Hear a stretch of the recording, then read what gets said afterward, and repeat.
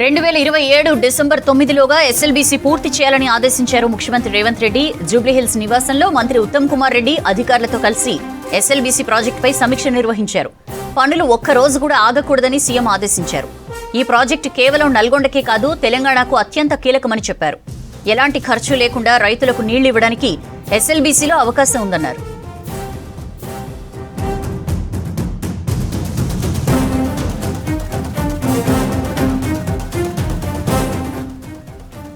శ్రీశైలం నుంచి అక్కంపల్లి రిజర్వాయర్ వరకు ఉన్న సమస్యలపై తక్షణమే సమాచారం ఇవ్వాలని ఆదేశించారు.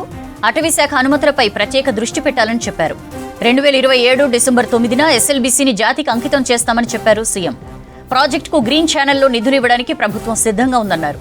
సొరంగం పనుల కోసం కాంట్రాక్ట్ సంస్థ జేపీ అసోసియేట్స్ అన్ని పరికరాలు సిద్ధం చేసుకోవాలని చెప్పారు. కాంట్రాక్ట్ సంస్థ ఒక్కరోజు పనులు ఆలస్యం చేసినా ఒప్పుకునే ప్రసక్తే లేదన్నారు రేవంత్ రెడ్డి. సింగరేణి నిపుణుల సేవలను వినియోగించుకోవాలని సూచించారు. ఎస్ఎల్బీసీ పనులకు నిరంతరాయంగా విద్యుత్ సరఫరా చేయాలని అధికారులను ఆదేశించారు.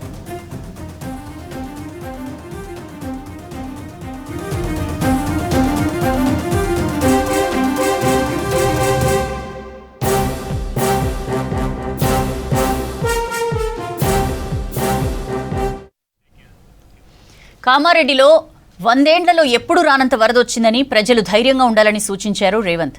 జిల్లాలో వర్షం వరదల కారణంగా దెబ్బతిన్న ప్రాంతాల్లో సీఎం రేవంత్ రెడ్డి పర్యటించారు. క్షేత్రస్థాయి పరిశీలన చేశారు.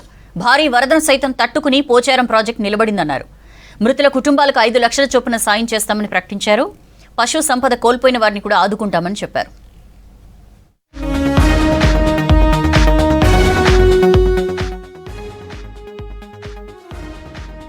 వర్షాలు వరదలతో భారీగా దెబ్బతిన్న కామారెడ్డి జిల్లాలో పర్యటించారు ముఖ్యమంత్రి రేవంత్ రెడ్డి.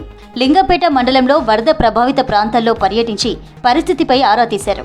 కుర్దులో వరదలకు దెబ్బతిన్న R&B వంతెనను పరిశీలించారు. వరదల సమయంలో వంతెన పరిస్థితిపై ఏర్పాటు చేసిన ఫోటో ఎగ్జిబిషన్ని తిలకించారు. తాత్కాలిక మరమ్మతులతో సరిపెట్టకుండా వంతెన నిర్మాణానికి పూర్తి స్థాయి ప్రణాళికలు సిద్ధం చేయాలని అధికారులను ఆదేశించారు. భవిష్యత్తులో ఇలాంటి పరిస్థితులు తలెత్తకుండా బ్రిడ్జ్ కమ్ బ్యారేజీ లేదా బ్రిడ్జ్ కమ్ చెక్ డ్యాం తరహాలో నిర్మించేందుకు సాధ్యాసాధ్యాలను పరిశీలించాలన్నారు రేవంత్. మీ గ్రామాలలో జరిగిన నష్టాన్ని కూడా అధికారులను తీసుకెళ్లి క్షేత్రస్థాయిలో అంచనాలు వేయించండి. అంచనాలు వేయకుండా మనం వాటిని పరిష్కరించలేము. అందుకే వీడికి వచ్చిన స్థానిక నాయకత్వానికి నా సూచన ఒకటే, మీ గ్రామాలలో జరిగిన శాశ్వతమైన నష్టాన్ని అంచనా వేయించండి. వాటన్నిటిని రిపేర్ చేసి వాటిని బాగు చేపించి మిమ్మల్ని ఆదుకునే బాధ్యత ఈ ప్రభుత్వం తీసుకుంటుంది. ఆ తర్వాత జిఆర్ కాలనీలో పర్యటించిన ముఖ్యమంత్రి వరద బాధితులను పరామర్శించారు. వరద వచ్చిన తీరును సీఎం స్వయంగా అడిగి తెలుసుకున్నారు. భారీ వర్షాలతో కామారెడ్డి ప్రజలు తీవ్ర ఇబ్బంది పడ్డారన్నారు రేవంత్. అప్రమత్తంగా ఉండటం వల్లే భారీ ప్రమాదం తప్పిందని చెప్పారు. ఇలాంటి పరిస్థితులు మళ్లీ వచ్చినా తట్టుకునేలా శాశ్వత పరిష్కారం చూపుతామని చెప్పారు. కొడంగల్కు సమానంగా కామారెడ్డిని అభివృద్ధి చేస్తానని చెప్పారు. 103 ఏళ్ల క్రితం నిర్మించిన పోచారం ప్రాజెక్టు భారీ వరదలను తట్టుకుని నిలబడిందని చెప్పారు సీఎం. కామారెడ్డి నియోజకవర్గం నేను ఆ రోజు చెప్పినా ఈ రోజు చెప్తున్నా, కొడంగల్కు నేను ఏం సాయం చేయగలను కామారెడ్డికి కూడా అదే సాయం చేస్తాను. ఆ రోజు చెప్పినా నాకు ఎలాంటి అభ్యంతరం లేదు. పని చేయించుకునే బాధ్యత మీది. పోచారం ప్రాజెక్ట్ 103 సంవత్సరాల క్రితం 26 లక్షల రూపాయలతో కట్టింది.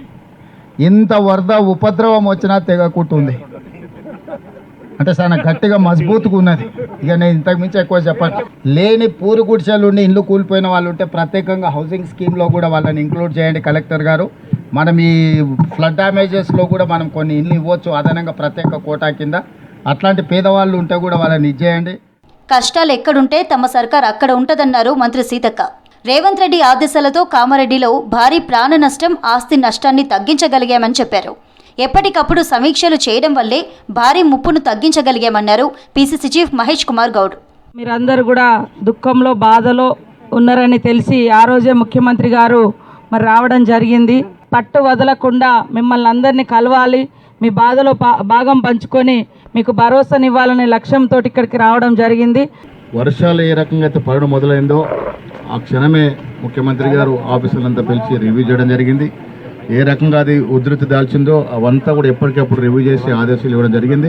ప్రత్యక్షంగా వెళ్ళి చూస్తే పరిస్థితి అర్థమవుతుంది.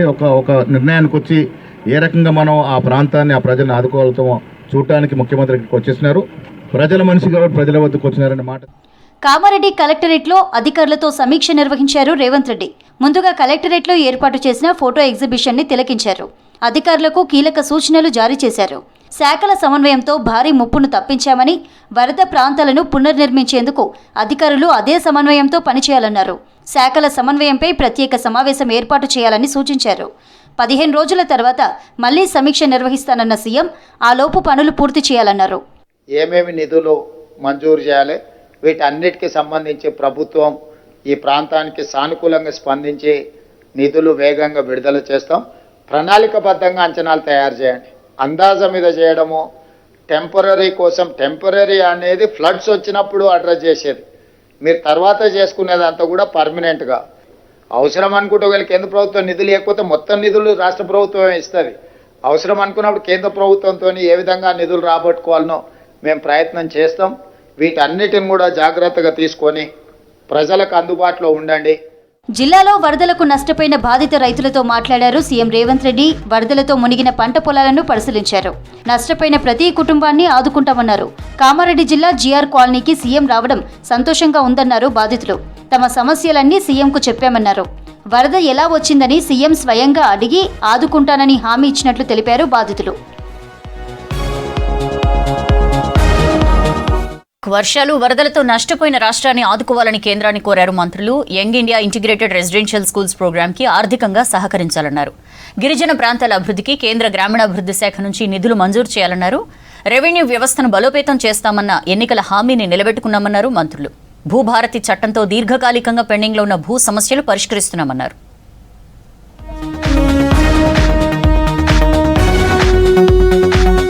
ఢిల్లీలో కేంద్ర హోంమంత్రి అమిత్ షాతో భేటీ అయ్యారు డిప్యూటీ సీఎం భట్టి విక్రమార్క, వ్యవసాయ శాఖ మంత్రి తుమ్మల నాగేశ్వరరావు. రాష్ట్రంలో సంభవించిన వరదలు నష్టంపై అమిత్ షాకు వివరించారు. భారీ వర్షాలు వరదలతో 5,438 కోట్ల నష్టం వాటిల్లిందన్నారు భట్టి, తుమ్మల. గతేడాది సంభవించిన వర్షాలతో 11,000 కోట్ల నష్టం జరిగిందని చెప్పారు. మొత్తం 16,000 కోట్ల రూపాయలను రాష్ట్రానికి ఇచ్చి ఆదుకోవాలని అమిత్ షాకు విజ్ఞప్తి చేశారు. తెలంగాణలో young India integrated residential schools program, దాని అనుబంధ పెట్టుబడులకు ప్రత్యేక ఆర్థిక సహాయం అందజేయాలని కేంద్ర ఆర్థిక మంత్రి నిర్మలా సీతారామన్ను కోరారు భట్టి, తుమ్మల. ఎఫ్ఆర్బీఎం నిధుల్లో మినహాయింపు కోరారు. గత సర్కారు అధిక వడ్డీతో తీసుకున్న రుణాల పరిమితిని సడలించాలన్నారు. లోన్ రీస్ట్రక్చరింగ్ చేయాలని, రాష్ట్రంలో విస్తారంగా సాగవుతున్న పామాయిల్ కు ప్రోత్సాహం ఇవ్వాలన్నారు మంత్రులు. పామాయిల్ సంబంధించిన దానిపైన, క్రూడ్ ఆయిల్ పైన విధించేటువంటి సుంకాలని తగ్గించడం వల్ల రైతులు నష్టపోతా ఉన్నారు. కాబట్టి పెంచమని ఆ సుంకాన్ని, ఇతరత్ర లోన్ రీస్ట్రక్చరింగ్ గురించి, కొన్ని ఎడ్యుకేషనల్ ఇన్స్టిట్యూషన్స్ గురించి కావాల్సినటువంటి ఆర్థిక సాయం గురించి వారికి ప్రత్యేకంగా రిప్రజెంటేషన్స్ ఇవ్వడం జరిగింది. 70 లక్షల ఎకరాలు ఆయిల్ ఫామ్ సాగు చేసే అవకాశం ఉంటుంది. అప్పుడు ఈ 1,50,000 కోట్లు పెట్టి ఇంపోర్ట్ చేసుకునే బాధ కూడా తగ్గుద్ది. విదేశ మారక ద్రవ్యం మిగులవుతుంది, భారతదేశానికి మేలు అవుతుంది, రైతాంగానికి ఉపయోగపడుతుందని చెప్పి ఆర్థిక మంత్రి గారికి చెప్పడం జరిగింది.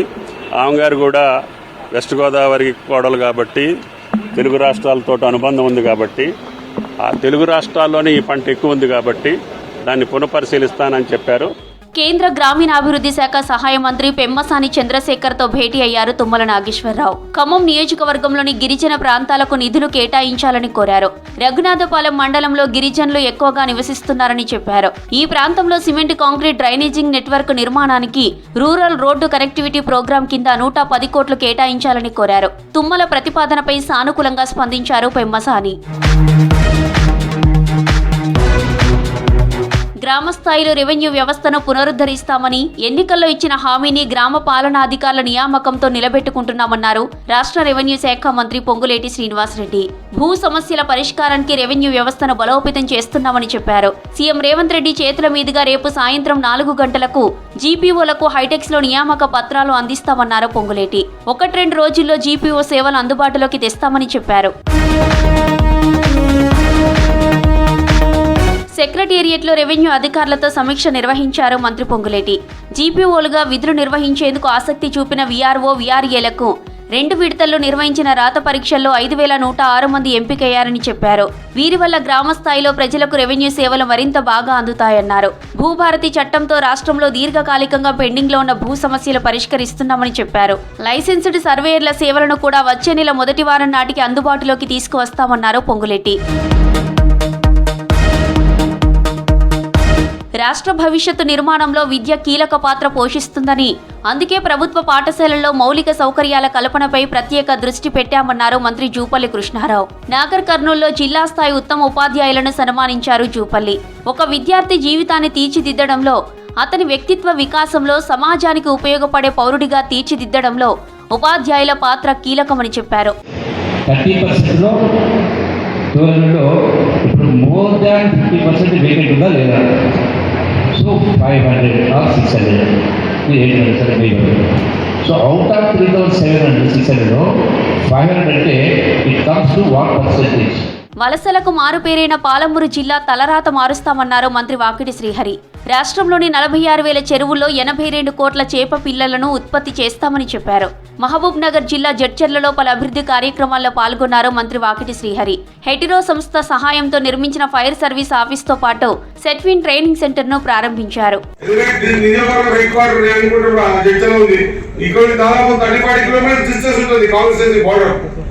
జిల్లా హెడ్ క్వార్టర్ ఒకటి పెట్టుకుంటే సరిపోతుంది. ప్రతి మండలానికి కూడా విస్తరింపజేసే విధంగా ఒకవేళ కార్యక్రమం డిపిఆర్ తయారు చేయండి. ఖచ్చితంగా ప్రభుత్వం ద్వారా మాట్లాడి ప్రతి హెడ్ క్వార్టర్ లో, మండల హెడ్ క్వార్టర్ లో ఫైర్ స్టేషన్ కలిపియాల. దాని ద్వారా చాలా ప్రాణహాని కానీ ఆస్తి నష్టం కానీ కాకుండా కాపాడిన వాళ్ళ అవుతామన్నమాట మరొకసారి గుర్తు చేస్తాం. ప్రజలకు ఇచ్చిన హామీలు నెరవేర్చేందుకు సీఎం రేవంత్ రెడ్డి కృషి చేస్తున్నారన్నారు మంత్రి దామోదర రాజనరసింహ. పేదలకు భూములు, ఇండ్లు ఇచ్చింది కాంగ్రెసేనన్నారు. ఏ రాష్ట్రంలో లేని విధంగా తెలంగాణలో సన్నబియ్యం ఇస్తున్నామన్నారు. సంగారెడ్డిలో 500 పడకల ఆసుపత్రికి శంకుస్థాపన చేశారు. లబ్ధిదారులకు కళ్యాణ లక్ష్మి, షాదీ ముబారక్ చెక్కులు పంపిణీ చేశారు మంత్రి దామోదర. 3 చాలా ముఖ్యం. సో డయాగ్నాస్టిక్ సర్వీసెస్ ఉంటాయి, డ్రగ్స్ ఉంటాయి, డయాగ్నాస్టిక్స్ ఉంటుంది, పేషెంట్ కేర్ ఫెసిలిటీస్, పేరెంట్స్తో కూర్చున్న వాళ్లకు ధర్మశాలలు కానీ ఇలాంటి సౌకర్యాలు ఇవన్నీ కల్పించాలంటే ఓ స్టాండర్డ్ వర్టికల్స్ ఐడెంటిఫై చేసుకోవాలి. ఎన్నికల హామీలను అమలు చేస్తున్నామన్నారు మంత్రులు. ఆర్థికంగా ఇబ్బందులున్నా పేదలకు సంక్షేమ పథకాలు అందిస్తున్నామని చెప్పారు. ఉగ్రవాదంపై సింగపూర్తో కలిసి భారత్ పోరాడుతోందని ప్రధాని మోదీ అన్నారు. ఉగ్రవాదాన్ని సంఘీభావంగా ఎదుర్కోవడం అన్ని మానవతావాద దేశాల విధి అన్నారు. సింగపూర్ ప్రధాని లారెన్స్ వాంగ్ ఢిల్లీలో ప్రధాని మోదీతో భేటీ అయ్యారు. ఈ సమావేశం సందర్భంగా ఇరు దేశాల సమగ్ర వ్యూహాత్మక భాగస్వామ్యాన్ని విస్తరించేందుకు అవసరమైన రోడ్ మ్యాప్ను విడుదల చేశారు. భారత్, సింగపూర్ మధ్య పలు ఒప్పందాలపై సంతకాలు జరిగాయి. డిజిటల్ అసెట్ ఇన్నోవేషన్పై భారత RBI, monetary authority of Singapore మధ్య అగ్రిమెంట్ జరిగింది.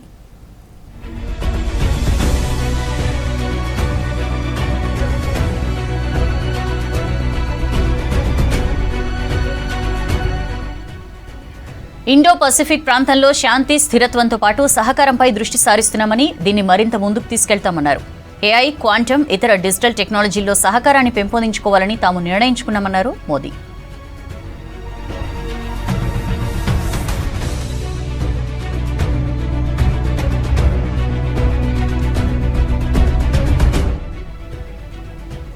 ఆగ్నేయాసియా ప్రాంతంలో సింగపూర్ భారత్కు అతిపెద్ద వాణిజ్య భాగస్వామి అన్నారు ప్రధాని. భారతదేశంలో సింగపూర్ నుండి పెద్ద ఎత్తున పెట్టుబడులు వచ్చాయన్నారు.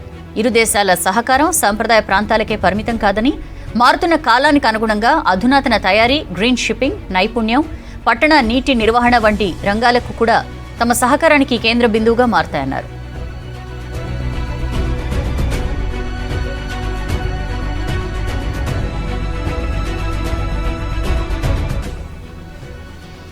ప్రస్తుతం ఉన్న భౌగోళిక రాజకీయ ఒడిదుడుకులను తట్టుకోవడానికి ఇరు దేశాల సంబంధాలు మరింత బలోపేతం కావాల్సిన విషయాన్ని లారెన్స్ వాంగ్ నొక్కి చెప్పారు.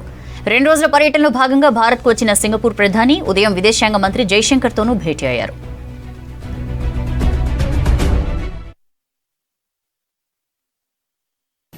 साउथ ईस्ट एशिया क्षेत्र में सिंगापुर हमारा सबसे बड़ा ट्रेड पार्टनर है. सिंगापुर से भारत में बड़े स्तर पर निवेश हुआ है. हमारे रक्षा संबंध निरंतर मजबूत हो रहे हैं. आज हमने अपनी पार्टनरशिप के भविष्य के लिए एक डिटेल्ड रोड मैप तैयार किया है।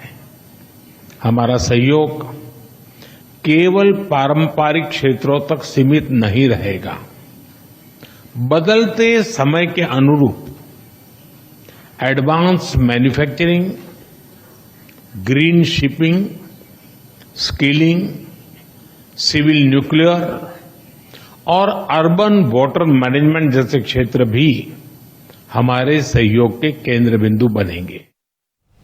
జీఎస్టీ స్లాబుల తగ్గింపుపై కాంగ్రెస్ స్పందించింది. 8 ఏళ్లకు మోదీ కుంభకర్ణ నిద్ర లేచారని సెటైర్స్ వేశారు ఖర్గే. ఇన్నాళ్లు కేంద్రం తప్పుదోవలో వెళ్లిందన్నారు చిదంబరం. ఇప్పటికైనా రాహుల్ సలహాని మోదీ పాటించారని కాంగ్రెస్ లీడర్స్ కామెంట్ చేస్తున్నారు.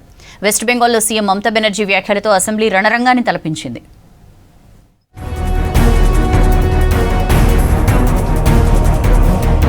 జీఎస్టీ స్లాబుల మార్పుపై సెటర్లు వేశారు కాంగ్రెస్ చీఫ్ మల్లికార్జున ఖర్గే.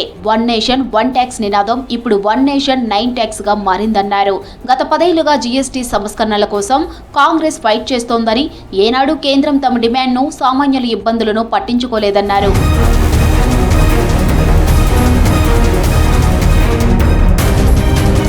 వస్తు సేవల పన్నుపై కేంద్ర ప్రభుత్వం ఇన్నాళ్లు తప్పుదోవలో వెళ్లిందన్నారు కేంద్ర మాజీ మంత్రి Chidambaram.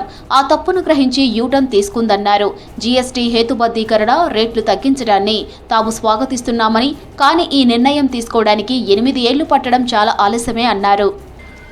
The reduction of the rates on a wide range of goods and services, I'm told it amounts to about 170 or 180.